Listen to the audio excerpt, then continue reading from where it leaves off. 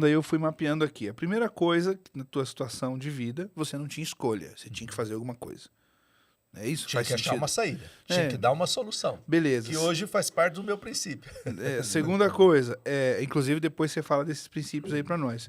Depois, você tinha uma certa fome. Fome física, precisa comer. Sim. E a fome de que tem que ter alguma coisa melhor. Tem que ter alguma coisa melhor. Beleza. Depois você teve um sonho, que era ter o tal do trabalho, que você nem sabia o que que era, para que servia, mas você queria. Eu queria um sonho. Beleza. Trabalho. Depois tem um quarto ponto na tua história. Você teve o quê? Uma conexão com Deus. Uma experiência com Deus. Muito. Então, assim, juntando tudo isso, a esperança foi renovada, Muito. né? Sim. A esperança foi renovada. Então, aqui talvez seja uma chave importante para as pessoas. Talvez você que está assistindo aqui esse papo, ou está ouvindo no Spotify, alguma coisa assim, você deva estar vislumbrado, até assustado, quem sabe, com a história do Clésio, tudo que ele está contando aqui. Mas isso é mais comum do que você imagina. Tem milhões de pessoas passando por isso todos os dias, até por coisas piores. Muito pior. Só que é o seguinte, teve um momento que ele falou, eu não tenho escolha. Essa é uma virada. Depois, ele ativou uma fome, a fome de mudança. Depois, ele teve um sonho e uma experiência com Deus.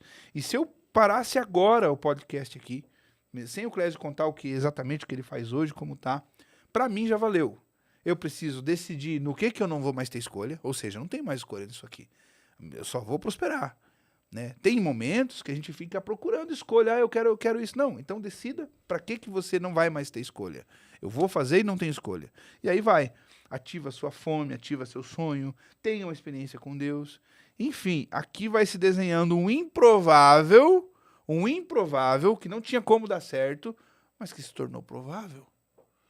E essa é a grande chave. Essa é a grande chave. Porque você não depende, você que está ouvindo e que vai ver, você não depende da aprovação ou da probabilidade. Você não depende. E para ser um fora da curva, você não depende da probabilidade da aprovação. O que vai fazer a diferença, o que vai te tornar fora da curva de fato é essa decisão, a experiência com Deus e o quanto você está disposto a realizar o teu sonho, o quanto você está disposto a pagar o preço para realizar o teu sonho. Caramba.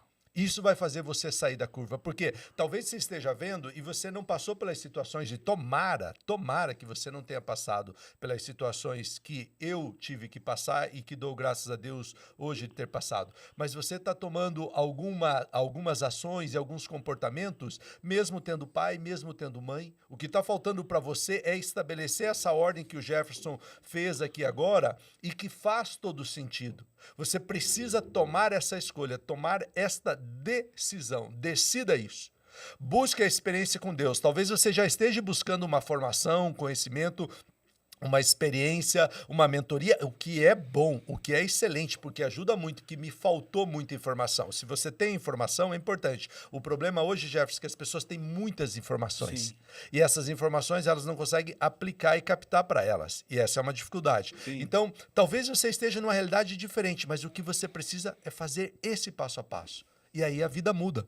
Porque ser um fora da curva e superar não depende da probabilidade. Sim. Se eu esperasse da probabilidade, eu não já tinha. era.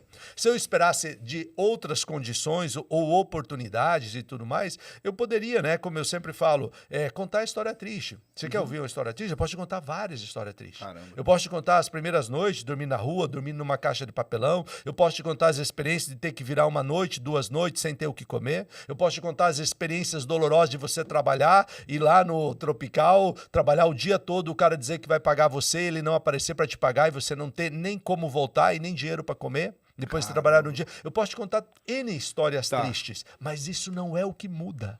Não é o que muda. Não é a minha história triste, nem a minha experiência do que eu tive. É o que eu faço com ela. É o que você vai fazer com o que você está vivendo hoje. É isso que muda. Legal. Porque senão eu fico esperando a probabilidade. Eu fico esperando a condição de fazer. Sim. E eu preciso tomar essa decisão, ter essa experiência com Deus e alimentar os meus sonhos. Tá. Aqui é uma Faz âncora sentido. que faz com que eu possa virar a chave. Cara, enquanto você vai falando, eu fiquei imaginando o quanto você precisou se desconectar desse personagem que você vivia para poder chegar hoje Eu imagino que é um processo, né? É um Porque processo. Você teve que resgatar teus irmãos, você teve que aprender a trabalhar, você teve que, enfim, Aprender a falar. falar. Né? Hoje as pessoas falam, nossa, você fala e tal. Eu falo, cara, eu tenho vergonha de atravessar dentro da igreja, de um lado para o outro, eu fico envergonhado, eu não quero que as pessoas me vejam. Né? São resquícios Sim. disso e tudo vem superando. Mas a gente aprendeu a falar. Tá. Eu aprendi a falar. Foi necessário, foi essencial e hoje a fala é um instrumento muito hábil e necessário para aquilo que eu faço com as pessoas, né? Que é orientar, que é compartilhar, que é direcionar as pessoas. Então a fala é essencial, mas é aprendido. A partir boa disso, tudo pode ser mudado. Caramba, E tudo pode ser aprendido. Tá aqui, é o meu quinto princípio. que massa. Toda hora é hora de aprender e eu posso aprender. Clésio, você, nessa pegada, você... Aí que tá, né? A gente costuma dizer, né, que o que nos bloqueia também está impedindo o que é o nosso propósito, o que a gente deveria estar vivendo. Então, frase bem popular, né? O seu bloqueio tem intimidade com o seu propósito. Ou seja, onde tinha mais dor, também você criou uma musculatura para enfrentar a vida. Então você também, você não jogou fora as oportunidades quando elas vieram, né? Fala pra mim aí, cara, o que aquele menino da rua, catador de papelão, veio conquistando na vida profissional? Você trabalhou muito tempo na Serasa, como é que foi essas conquistas, essas viradas de chave? Exatamente. Eu tive essa graça de entender aquela revolta e aquele destemor que eu usava para combater a realidade da vida e para ajudar a minha mãe, buscar os meus irmãos, eu canalizei isso dentro da questão do trabalho. Quando eu iniciei com o trabalho, foram aquele primeiro estágio, depois vieram outras oportunidades. Então, aquilo que ninguém queria fazer, eu sempre queria fazer. Né? Aquilo que todo mundo achava difícil de fazer, tem que ficar depois do horário. Todo mundo reclama, porque eu tenho horário. Porque... Eu sempre ficava, eu sempre fazia o diferente. Certo. E isso foi me dando um combustível e uma condição diferente de ser ousado no trabalho. Então, a ousadia sempre me impulsionou. Sim. E eu uso isso hoje. Eu sei que eu tomo ações e decisões, até mesmo nos meus pequenos negócios ainda hoje, que outras pessoas não tomariam. Que outras pessoas não fariam, mas eu vim pegando aquilo que era a minha grande dor, que era o meu grande E virou desafio, um recurso para você. que ele virou recurso. Caramba. Que é o recurso, entendeu? E ele passa a me apoiar. Então, o destemor, né, a força de querer fazer, a força de vontade, o enxergar diferente, e isso me ajudou. Tanto que, na questão da carreira profissional, né, você comentou ali do fator da Serasa. Antes ainda da Serasa, eu trabalhei na Foz Tintas. E aí, a capacidade de captar, veja, aqui é bem importante, me permita compartilhar com todos vocês aí que estão nos acompanhando e você que vai ver. A receita, a informação, o direcionamento, às vezes ele não vem estruturado. Não vem pronto, alguém chegando, te pegando na mão, te conduzindo. Ele não vem. Você precisa ter essa capacidade de colher isso. Quando eu fui para trabalhar na Foz Tintas, duas grandes chaves viraram muito importantes na minha vida. A primeira, eu fui fazer uma entrevista com o compadre Valentim, da Foz Tintas, que era o proprietário, e abria aqui em Cascavel. E na entrevista ele falou assim para mim, né? Eu disse para ele, olha, então se o senhor precisar de alguma informação, referência minha, né, do meu trabalho que eu fazia, eu já trabalhava com vendas. Sim. E eu era um colorista de tinta, eu desenvolvia tinta automotiva, acertava tinta, já tinha aprendido isso, né? Então, e eu aprendi as coisas rápido, eu tinha essa facilidade de aprender as coisas rápido. Quando eu falei isso para ele, ele disse assim para mim, olha, Piá, ele falou assim, né? Olha, Piá, se você trabalhar igual o Garguete fala, o Garguete é uma oficina que tem aqui em frente ao Centro de Convenções, um cara bem conceituado. Se você trabalhar igual o Garguete fala, você vai vir trabalhar comigo e eu quero que você trabalhe e ganhe 1 milhão. Quando ele falou isso, eu falei, cara, o que é 1 milhão? Quanto zero tem 1 milhão? Nunca ninguém tinha me falado de 1 milhão. Eu estava vindo de uma outra caminhada, outro jogo, de outro negócio. E o cara falou, vem trabalhar comigo para ganhar 1 milhão? Nossa. Cara, aquilo despertou, me chamou a atenção. Eu falei, venho. Ele falou, então pode vir, pode começar e tal dia, combinamos e tal para começar. Beleza, foi uma das coisas muito importantes que ele me despertou.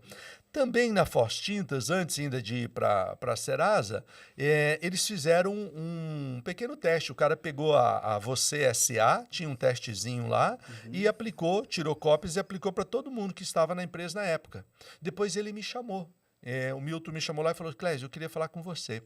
Ah, tudo bem, o que foi? Eu pensei, respondi alguma coisa errada, né? Marquei alguma coisa errada no teste lá. Ele falou: olha só, essa pergunta aqui, de todo mundo que trabalha aqui, você foi o único que respondeu.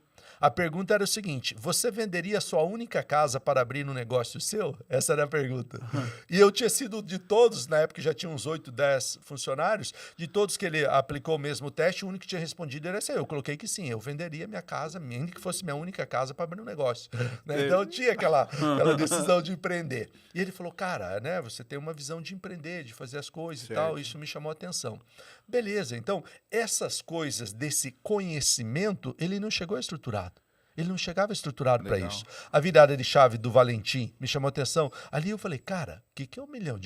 Como é que ganha 1 milhão? Eu estava trabalhando para ganhar R$1. Eu estava ganhando R$1. Eu estava trabalhando para comprar um cachorro quente, para comer. Né? E o cara me fala disso, que se ele me falou isso, tem possibilidade. O que eu preciso fazer? Achar a forma de fazer isso. Então,